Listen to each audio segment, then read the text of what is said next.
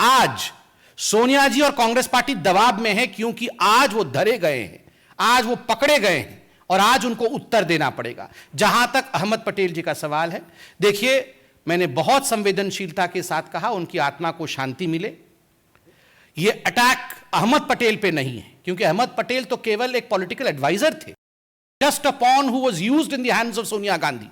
वो तो केवल एक माध्यम थे, षड्यंत्रकारी तो सोनिया गांधी है। उत्तर सोनिया जी को देना पड़ेगा। उस समय जो राज्य की सरकार थी गुजरात में, किस प्रकार से उसे बर्खास्त किया जाए और उसे अस्थिर बनाया जाए, यह प्रथम राजनीतिक मनसा, यह प्रथम पॉलिटिकल ऑब्जेक्टिव तीस्ता सितलवाड़ और उनके मित्रों का था, उनके साथियों का था।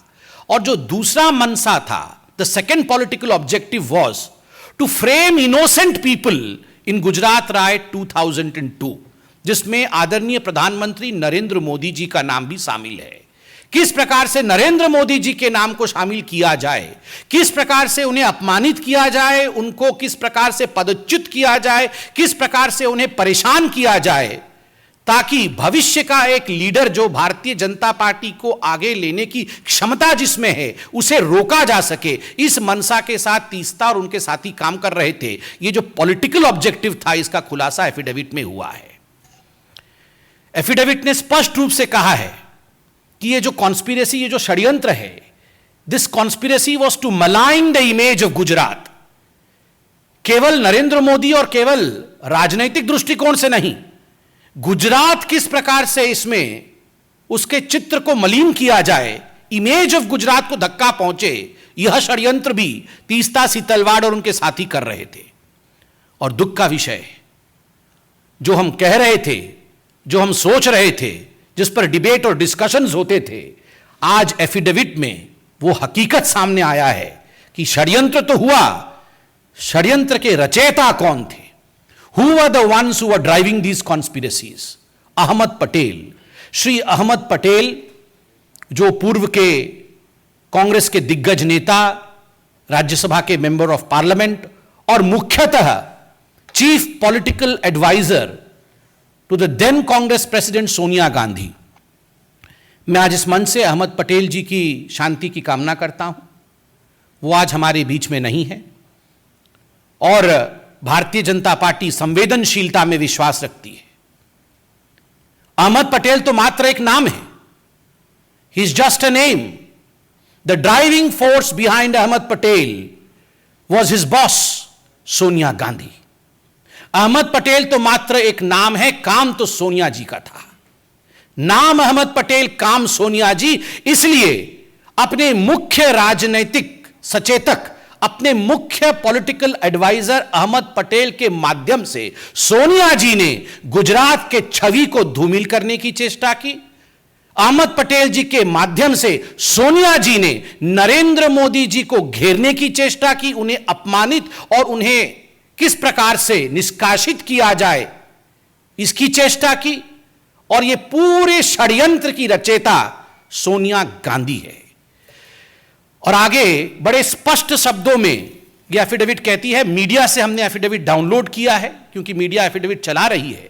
And I would like to quote from the affidavit, and I quote, the applicant Sitalwad held a meeting with Ahmed Patel and received rupees 5 lakh at the first instance, where the money was given to her by one of the witnesses on the instructions of Patel.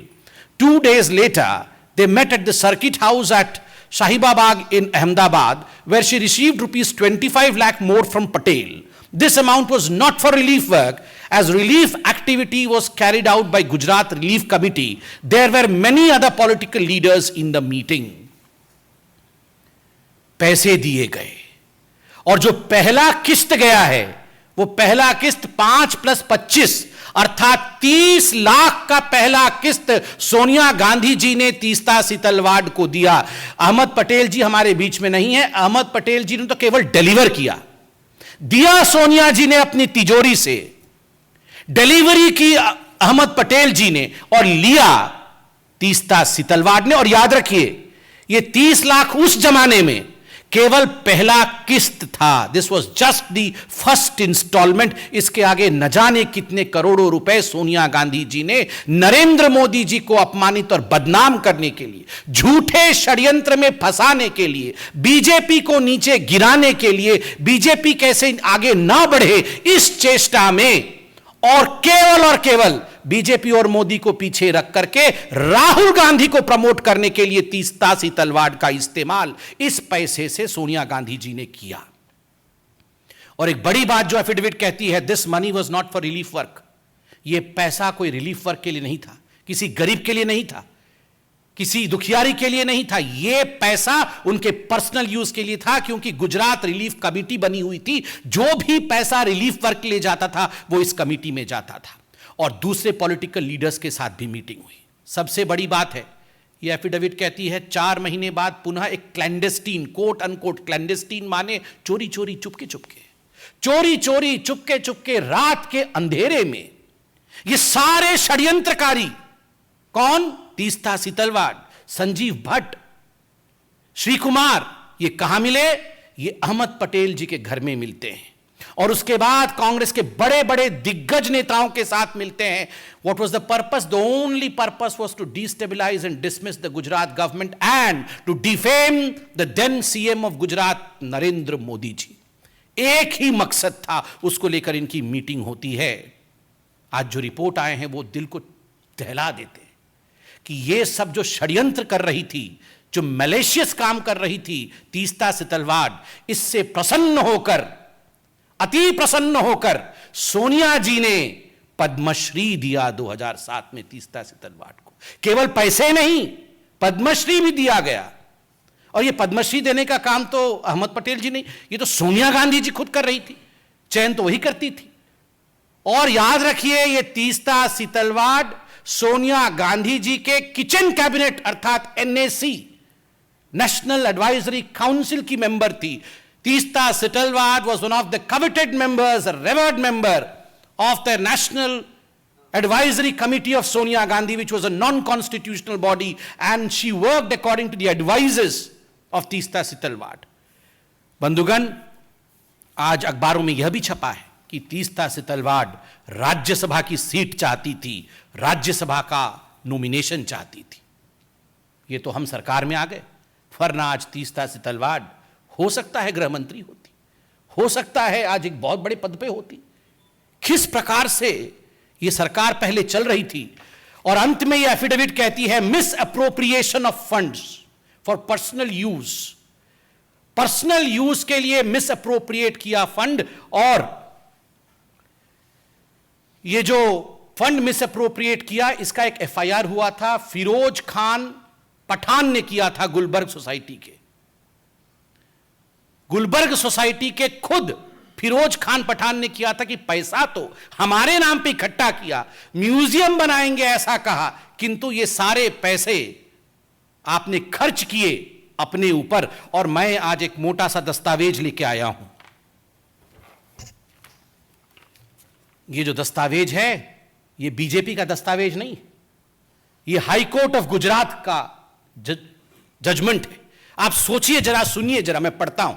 The data received, मैं आपको एक एक करके पढ़ के सुनाता हूं court के ऑब्जर्वेशन क्या था। Money which was meant for the poor and the needy have been misappropriated by the applicants for their own materialistic pleasure and comfort. Huge amount has been used for the purchase of items like wine, shoes, holiday resorts, air tickets etcetera. Wine और shoes, holiday resorts, ये है तीस्तासी तलवार की हकीकत। Wine and shoes, resorts, गरीबों के पैसे के ऊपर इस प्रकार का जुल्म। और सुनिए कोर्ट क्या कहती है। The statement of the 13 witnesses recorded till date clearly indicate that not a single rupee is received by them, them means जिन्होंने केस किया है, by them towards financial aid और रिहैबिलिटेशन और construction of museum, Investigation has revealed that it is only after the publication of interviews, photographs, articles relating to the Gujarat riots, and more particularly after the massive campaign in 2008 onwards for collecting funds for establishment of the Museum of Resistance for the Gulbarga Society, that the funds started flowing into the two NGOs in crores. 44% of which in Sabrang Trust and 35% to the CJP have been transferred into personal accounts. Crores were transferred into personal accounts, a court कहती है. Having gone through the material on record, I have noticed, I means the judge, I have noticed something very shocking and at the same time extremely sad. मैं बहुत दुखी हूं, जज कह रहे हैं. There are serious allegations against the applicants of misuse and misappropriation of huge amount received by them through various donors. The money which should have gone to the poor and the needy appears to have been prima facie misused for their personal pleasure and comfort. Personal pleasure और comfort के लिए ये पैसा इस्तेमाल किया गया. बंधुगण, हमारी ये सरकार, मैं आज बीजेपी को भी धन्यवाद देता हूं. मैं तो एक बीजेपी का साधारण, हम दोनों जो बैठे हैं साधारण कार्यकर्ता हैं, मगर इस विराट पार्टी को आज हम भी धन्यवाद देते हैं. Not through vengeance but through patience we work. कभी भी बदले के भाव के साथ नहीं, धैर्य के साथ ये पार्टी काम करती है. और आज जो उक्ति हजारों करोड़ों साल से कहा जाता है, भगवान के घर में देर है मगर अंधेर नहीं, ये सारे एफिडेविट, ये सारे जजमेंट आज ये प्रूव करता है कि अगर धैर्य रख के काम किया जाए, बदले के भाव से काम नहीं किया जाए, तो ऊपर वाला भी, the supreme consciousness yields, he listens, और सच्चाई सामने आती है. Truth has the uncanny habit of revealing itself. It may be late but ultimately truth reveals itself. And the truth is the driving force behind the conspiracy was Sonia Gandhi. सच्चाई है कि जो driving force है, किस प्रकार नरेंद्र मोदी जी को अपमानित किया जाए, बदनाम किया जाए, बीजेपी को छल कपट करके समाप्त किया जाए, गुजरात में सरकार को वहां डिसमिस किया जाए, उसको किस प्रकार से अस्थिर किया जाए, गुजरात दंगे को लेकर राजनीति की जाए, इसके पीछे केवल और केवल एक व्यक्ति थी और वह है Sonia Gandhi, the president of the Congress party. Today we are wanting answers from none other than Sonia Gandhi. No Jairam Ramesh would suffice in answering this. Jairam Ramesh ji को एक कागज रिलीज कर देंगे और इनके कागजों की हकीकत तो हम 3 दिन से देख रहे हैं. ये हामिद अंसारी जी के लिए 3-3 लाइन के कागज रिलीज करते हैं और हर दिन शाम को आप मीडिया वाले जो चतुर्थ स्तंभ हैं, वो आप इनके कागज की धज्जियां उड़ा देते हैं, हकीकत सामने ले आते हैं, फोटो दिखा देते हैं, हकीकत दिखा देते हैं. तो आज भी केवल कागज से काम नहीं चलेगा Jairam Ramesh ji. With a clear conscience we beseech Sonia Gandhi ji to come and hold a press conference and address the nation as to why she was conspiring against Narendra Modi. Thank you so much. See, as far as Jairam Ramesh is concerned, I have observed that the day he became the media head of the communication head of Congress party, ये पहले से ही एक ऐसा document बना के रखे हुए होते हैं. ये हर दिन के हिसाब से डॉक्यूमेंट बना के रखे होते हैं कि this is malicious, this is mischievous, we have nothing to do, और केवल उसमें डेट चेंज कर करके रिलीज करते हैं. हमने प्रेस कॉन्फ्रेंस नहीं किया, एफिडेविट अभी जयराम रमेश जी ने पूरा पढ़ा नहीं और सुबह 6 बजे रिलीज कर दिया कि मिस्चीवियस है. अरे अभी तो प्रेस कॉन्फ्रेंस हुआ है, सारे डॉक्यूमेंट तो हमने अभी दिखाए हैं. जयराम रमेश जी, आपसे नहीं हो पाएगा, सोनिया जी को कहिए. Sonia ji was the driving force. We do not want a Jairam Ramesh to answer with a piece of paper. We want Sonia ji to answer. देखिए, पहला मैं उत्तर देता हूं जो आपका पहला प्रश्न था कांग्रेस पार्टी की सफाई को लेकर. मैंने अभी अंग्रेजी में भी कहा, मैं हिंदी में कहता हूं कि कांग्रेस पार्टी हर विषय पर यही उत्तर देती है कि यह दबाव की राजनीति हो रही है, एसआईटी दबाव में काम कर रही है. 2 हफ्ते पहले जब सुप्रीम कोर्ट ने जजमेंट दिया, सुप्रीम कोर्ट ने कहा keep the pot boiling for ulterior design. षड्यंत्रकारी पूरे इस षड्यंत्र में शामिल थे, तो क्या ये सुप्रीम कोर्ट दबाव में काम कर रही थी? कांग्रेस क्या कहना चाहती? ये पूरा देश दबाव में काम करता है? कोई दबाव में काम नहीं करता है. आज सोनिया जी और कांग्रेस पार्टी दबाव में है क्योंकि आज वो धरे गए हैं, आज वो पकड़े गए हैं और आज उनको उत्तर देना पड़ेगा। जहां तक अहमद पटेल जी का सवाल है, देखिए मैंने बहुत संवेदनशीलता के साथ कहा उनकी आत्मा को शांति मिले। यह अटैक अहमद पटेल पे नहीं है, क्योंकि अहमद पटेल तो केवल एक पॉलिटिकल एडवाइजर थे, just a pawn who was used in the hands of Sonia Gandhi. वो तो केवल एक माध्यम थे, षड्यंत्रकारी तो सोनिया गांधी है। उत्तर सोनिया जी को देना पड़ेगा। हम अहमद पटेल जी की परिवार का सम्मान करते हुए उनसे कोई उत्तर नहीं मांग रहे हैं, उत्तर सोनिया जी को देना पड़ेगा, जिनके एडवाइजर अहमद पटेल थे। He was just the medium through which Sonia Gandhi acted. See, I have answered the two parts to it. As far as the last part is concerned, why no action against people?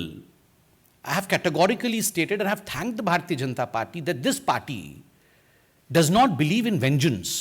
This party believes in fact. This party believes in patience. This party believes in a judicial process. This party believes in institutions which have been laid down by our forefathers constitutionally. हम लोगों को विश्वास है एक judicial प्रक्रिया के ऊपर, और इसलिए कुछ भी काम हम बदले की भाव के साथ नहीं करते हैं।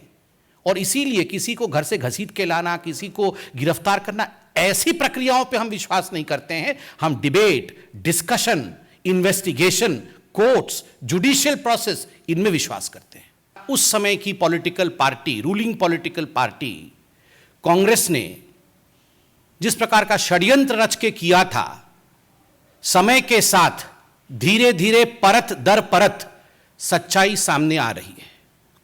आप सबको अवगत है कि चंद हफ्तों पहले सुप्रीम कोर्ट में जब यह केस कॉन्क्लूड किया था, तो सुप्रीम कोर्ट ने कुछ सख्त टिप्पणी की थी।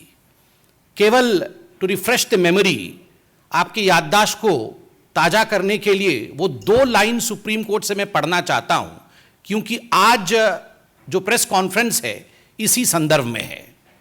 सुप्रीम कोर्ट ने कहा था, क्लीन चिट देते हुए नरेंद्र मोदी जी को, कि the proceedings have been pursued for the last 16 years to keep the pot boiling, obviously for ulterior design. All those involved in such abuse of process need to be in the dock and proceeded with in accordance with the law. कुछ ऐसे लोग थे जो जानबूझ के अपने ulterior design, अपने षड्यंत्र के कारण, अपने मकसद के कारण पॉट बॉइलिंग अर्थात इस पूरे विषय को जीवित रखने का काम कर रहे थे और अतथ्य प्रस्तुत कर रहे थे। अब समय आ गया है, यह सुप्रीम कोर्ट ने कहा था, कि इन लोगों के ऊपर भी कानून का सिकंजा कसे और इन लोगों को भी जुडिशियल ट्रायल फेस करना पड़े। यह सुप्रीम कोर्ट की सख्त टिप्पणी थी और मीडिया ने रिपोर्ट किया था। इसके पश्चात कुछ लोगों की गिरफ्तारी हुई। Teesta Setalvad, B Shri Kumar, IPS officer Sanjiv Bhatt, कुछ लोग गिरफ्तार हुए। उनके ऊपर एक एसआईटी बैठाया गया था। आज सुबह से मीडिया रिपोर्ट के माध्यम से देश देख रही है कि ये जो एसआईटी है, एसआईटी ने अपने एफिडेविट को कोर्ट में सबमिट किया है। एफिडेविट ने अपने जांच को कंक्लूड करके ये जो रिपोर्ट रखा है, बहुत सारे सत्य को ये सामने लाती है। It reveals shocking truth, shocking facts have come to the fore after the SIT report in front of the court. बहुत स्पष्ट रूप से यह एफिडेविट कहती है कि तीस्ता सितलवाड़ और उनके साथी, उनके सहयोगी जो काम कर रहे थे, वो मानवता के लिए काम नहीं कर रहे थे। वो एक पॉलिटिकल डिजाइन के साथ, एक पॉलिटिकल ऑब्जेक्टिव के साथ, एक राजनैतिक मंसूबे के साथ काम कर रहे थे। और उनका मंसूबा क्या था? उनका दो टूक मंसूबा था। They had 2 objectives. ये 2 पॉलिटिकल ऑब्जेक्टिव्स क्या थे? प्रथम पॉलिटिकल ऑब्जेक्टिव था dismissal and destabilisation of the publicly elected Gujarat government.